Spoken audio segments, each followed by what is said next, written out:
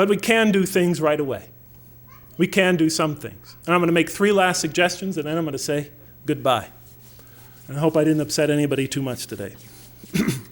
But, I really don't like giving these type of speeches. I'd rather give a cheerleading speech like I'm often asked to give. Or I'd rather, talk about theology, which is my favorite thing. But I feel an obligation. When I was asked to talk about this speech, I felt obligated. So here I am. There's 3 things we could do. Even though most of us are not scholars, most of us haven't done the type of critical investigative research I thought. Most of us are engineers, mathematicians, or et cetera. We're not social scientists. We're not critical historians. We don't have PhDs in history and the social sciences. Even so, we could still do some things. We could start to approach that issue of separating religion and culture by just being, as Amina said, introspective, by asking ourselves the question, what if? Are we doing something wrong? What things might we be doing wrong? And we could start to the best, with the knowledge we possess, we could already start making progress.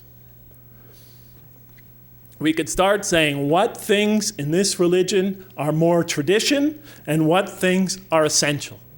Because in this context, we have to make that separation. Because we are trying to take this religion to these Americans, these 2nd and 3rd generation and converts and non-Muslims. And when we do that, we don't want to burden them with a lot of extra things.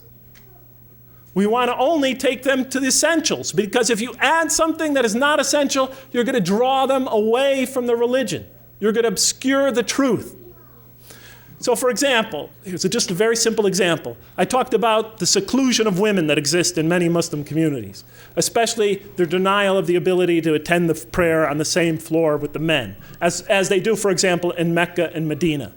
Let us take that issue, brothers and sisters. Let us just say, hypothetically, that even though that might be a viable cultural interpretation in another country, let us say that that is not, strictly speaking, essential to the religion. Let us say that we looked in the Prophet's record, peace be upon him, and we saw that men and women interacted in the mosque in Medina. Oh, I only need 5. Men and women interacted in the mosque of Medina, attended the prayers in the mosque of Medina, that was a family-friendly environment. Let's say we could prove that case. And I think we can. But let's say we can. I don't want to argue it now. But let's say this seclusion practice that is being practiced in our community is not really necessary, essential to the religion.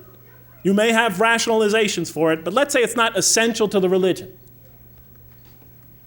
And now count how many Americans who were interested in Islam, who showed interest in this religion, how many of our children have left the religion aside because of that one issue.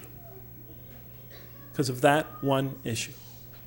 If that is not essential to this religion, if it is not, strictly speaking, required by this religion, and everywhere that is practiced, that is obscuring people from seeing the truth of Islam, then it's not the press that is driving those people away from the religion.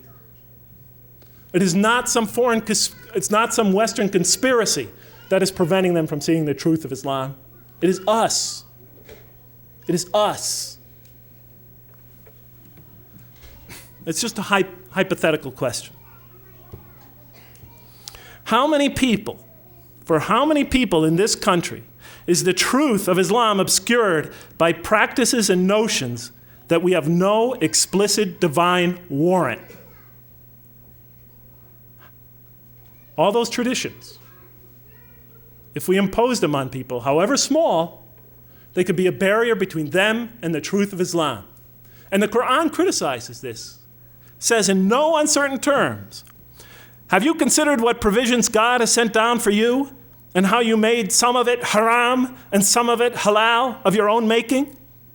Say, has God indeed permitted you? Or do you invent a lie concerning God? It was talking to the mushrikeen. people who associate with God that which is not of God. They make something sacred that God specifically did not enjoin. And it criticizes them for that. And it says in another verse, and say not for anything you invent, this is halal and this is haram, so that you invent a lie against Allah. Because when you do that, you commit, as we all know, shirk. Associating with God that which is not of God. And why is that such a serious sin? Is it because God is a jealous God? Is it because his feelings get hurt? Is it because of some personal divine problem? No. The problem with any kind of shirk, making something sacred that God has not made sacred, the problem with that is you obscure the truth. And you place a barrier between the truth and that person, and give them an excuse and a reason not to even consider your religion. That's the problem. And the Qur'an gives trivial, almost seemingly trivial examples. It criticizes in a very harsh way the Meccan polytheists because they used to slit the ears of cattle, and condemns them for that, for doing that without any divine warrant. Something so small, you're saying?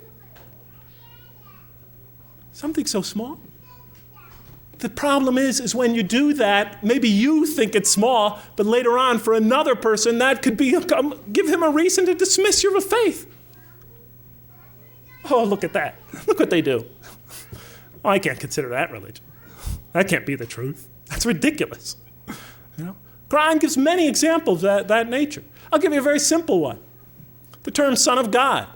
The Jews say that Ezra is the son of God. The Christians say Jesus is the son of God. That is the saying with their mouths, imitating the statements of disbelievers of old, of deniers of old. What's the problem here? Well, in the mouth of the Jews, yes, they called Ezra the son of God. They called many other Jews the son of God. In Jewish history, in Jewish terminology, that means one who is loved by God. One who has a special relationship, a special affinity to God. It doesn't have a literal meaning. So what's the problem with using that terminology? Because what happened to it?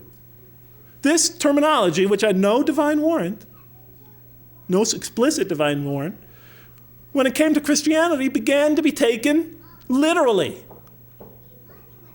Jesus is the Son of God. God the Son, second person of the Trinity.